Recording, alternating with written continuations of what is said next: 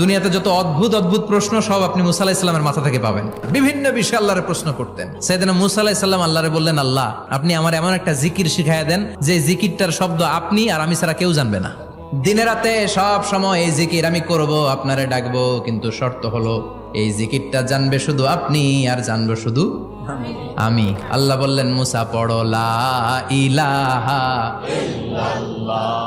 মুসা আলাইহিস সালাম কয়, মাবুদ এটা তো জাতীয় জিকির, সবাই জানে। আমি তো চাইছি এক্সেলেন্ট একটা জিকির, কারো কাছে নাই, শুধু আমি জানবো আর আমি পড়বো।